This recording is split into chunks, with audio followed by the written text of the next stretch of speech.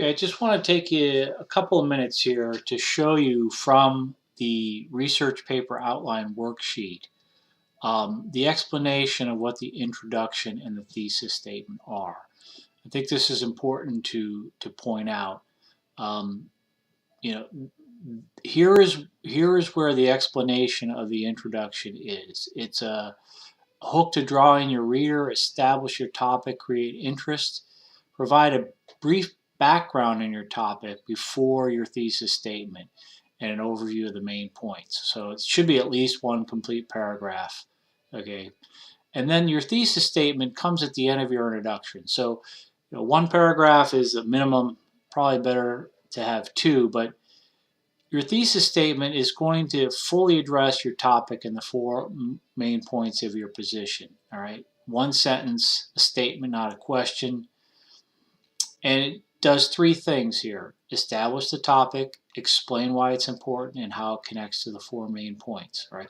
This is the thesis is not to argue that we need to legalize medical marijuana or we need to expand education spending or eliminate discrimination in the workplace. That's not the purpose of the thesis. Okay, the whole assignment is meant to explain how the four components of the paper relate back to the policy you've chosen. In other words, the purpose of the paper is to show your understanding of the course concepts using a policy that is of interest and relevance to you. Okay, so I just wanted to show you these two items here because it's going to be important to build a good foundation for your final paper.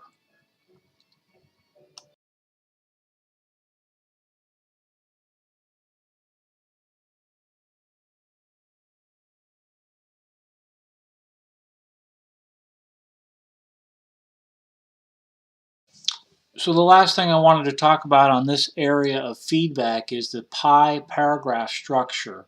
And here is the link, or here's the website from the Writing Center that explains this, and it's also linked in your presentation so you can go back and look at it. I think it's also linked in the assignment 3 instructions. But this is very important. To make your point, present your information, and explain why it's important. And that E is usually the thing that is left out because it shows that's how you show whether or not you understand the concept and how this information you present relates to the concept. So it explains here what is the point, information, and then explanation. Okay, so that's the writer's analysis. A lot of people were ending paragraphs just with a quote or with another statement of fact, another statement of fact up here. That's not, the paragraphs need to end with an explanation of this information, why it's relevant, why it's important, how it supports your point, how it illustrates the course concept that you're writing about. So this is it's a very simple, but it's a very effective way of organizing your writing. And then here, then this page goes in a far greater detail that you can look at on your own, and then it gives you a nice example down here. Okay, but you see, it gives you the information. What's the point here?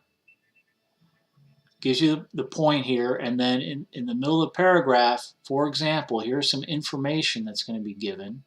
Okay, with a quote from this Curvin source. And then the wraps up by explaining what is the significance of this information. All right.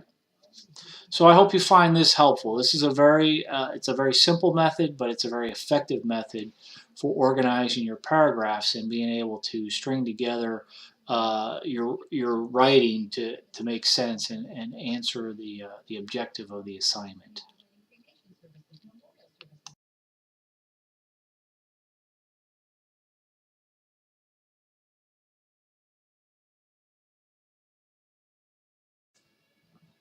So here are the four main parts of the paper. This is what I put out in announcements, and I also put it in feedback for your outlines. But I don't know if it's helpful for you to hear it in this manner, but I'll just go through this briefly. But you know, the first part of your after you do your introduction and state your thesis, the first part of your paper is to give some historical background. I mean, why does this act exist in the first place? Why did Congress and the president feel that this was important, whatever it may be? Okay, and so that helps to give a little context and background for the reader to understand where you're coming from. The second thing is the constitutional basis for this. Where does the U.S. government get its constitutional authority to have this act passed in the first place? I mean, that's a tough question to answer. Sometimes a lot of people uh, see a lot of federal government activity as being unconstitutional because it's not explicitly written in the Constitution. But so, nevertheless, how do the people involved in this understand the constitutional basis of this? And also the federal structure. That's part and parcel of our Constitution. This is especially relevant when we come to topics of education because the states historically have been the primary movers of K through 12 education. It's only been in the last 50 years that the federal government's been involved. So there's a federalism issue there. Same with medical marijuana. A lot of states are allowing its use, which goes against the Controlled Substance Act. So, that's an important aspect of our constitutional structure that should be addressed. The system of checks and balances speaks to how this policy was worked out within the Congress and between the Congress and the president. So a classic example there is the Affordable Care Act, otherwise known as Obamacare. There were a lot of torturous, long negotiations behind the passage of that act. A good chunk of Democrats did not vote for it at all. No Republican voted for it.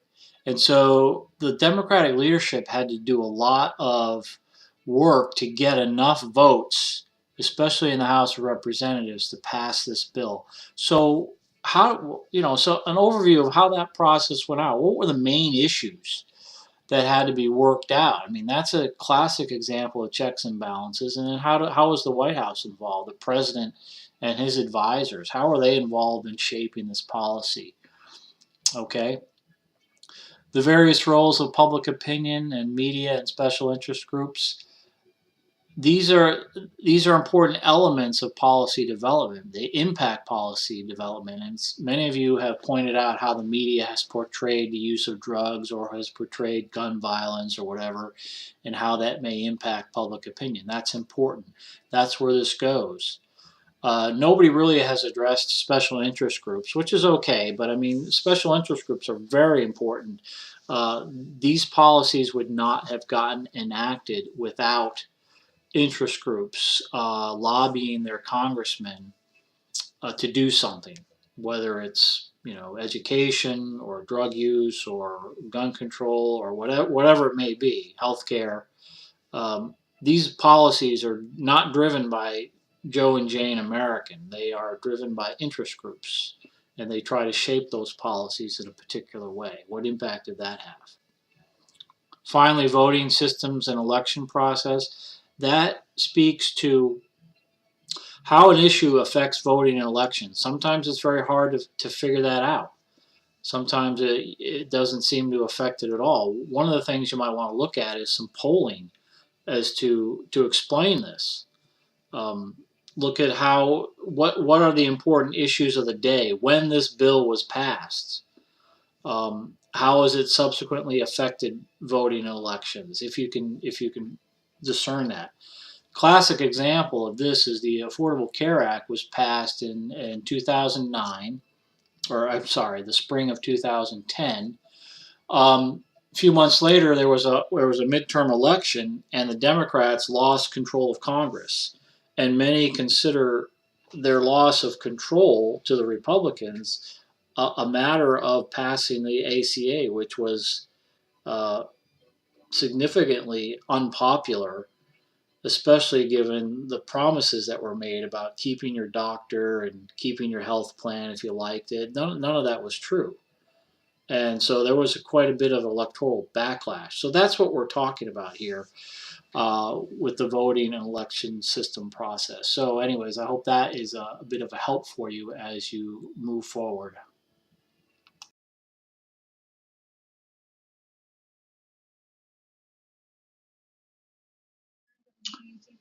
Okay, well, let's take a look at the technical aspects of the paper assignment.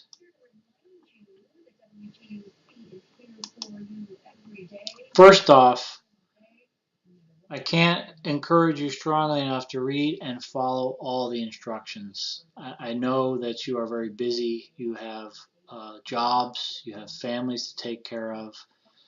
You're very squeezed for time, but the extra time it takes to really carefully read through the instructions and use all the resources that are provided, I think will serve you well in the end. So I can't emphasize that enough. Especially understanding the rubric and what the expectations are. At the bottom of Module 5, final paper assignment page, there is a link to the rubric. And you should look at that, you should print it out, and you should have it in front of you as you do your paper. Because that's how I'm going to evaluate you. And so every step of the way, you should be asking yourself, am I following the rubric? Am I meeting the assignment expectations? Use the given templates. Each assignment had a template that was given. It was already pre-formatted. All you had to do was fill in your own material. So use the template. Don't try to make it up by yourself or figure it out by yourself. All you have to do is fill in your material over the prompts. The problem that some people fall into is that they include the template language in their submission, which is a big no-no, right? The template is structured and formatted just as you need it. Just write over your material, over the prompts, and make sure there are no general prompts in your submission, and you should be in good shape. Review or learn APA formatting. I know this is torture for a lot of people, especially if they are not used to the documentation that you have to do for writing papers and formatting these citations and the in-text citations and all that kind of stuff. But this link here takes you to the library's APA page. I've also provided it in your feedback, but it's very important to make sure that you get the formatting right. A lot of you are using formatting cites when you use a source, which is okay, but oftentimes they return the citation in format that is different from your paper, especially when it comes to the font. All APA formatting is in Times New Roman 12-point font with the default color of black. And so that's how your citation should look. That's how your references should look. So if you're using an outside source to help you format these things, be careful about that. Sources. Always use the textbook to explain the concept first. The textbook was not part of the first assignment, the annotated bibliography, nor was it part of the outline. But for the final paper, you're expected to use the textbook. And I strongly encourage you, just like in the discussion questions, you use the textbook and the other course materials to explain the concept first, and then go into the information you want to present. Avoid places like Wikipedia and Quora and and all those other websites out there where you can type in a question and they give you an answer. Use the textbook for the basic information. This links to the library's resource on choosing sources. A lot of people are tearing their hairs out over getting scholarly sources that fit with what they're trying to do. You remember these articles are written by scholars who are really speaking to each other. They're not writing these articles to help you, meet the expectations of your assignment. So I recognize that. Fill in the gaps that you need with newspapers and other credible sources from the library. Okay? And if you need any help with anything, just let me know. When you are putting together your reference page, make sure you use insert page break in your word processing program. Keep it on a separate page. Keep it all in alphabetical order, same font as your paper. Okay, just some tips for you there. What else? If you have problems with your English usage, Grammarly is a resource there for you. You can get to it through the Writing Center, whose link is on the left-hand side of the course homepage, and it can help you, as well as the Writing Center. They have a lot of good resources for helping you put together your paper. Acronyms are fine. That's fine. Good to use acronyms. Spell them out the first time you use them, explain what they are, and then you can use the acronyms from there on. So, for example, if you're writing about the Civil Rights Act, you would say Civil Rights Act, you would spell that all out, and then you would in parentheses put CRA in all caps, and from there on out, you can use that acronym. Numbers are spelled out for single digit numbers. For double digit and higher, you use the numerals. And we avoid first person in APA. APA is a semi-formal academic format, and things like I feel or I will or I believe or I think have no place in APA. So you got to avoid the first person narrative when you are writing.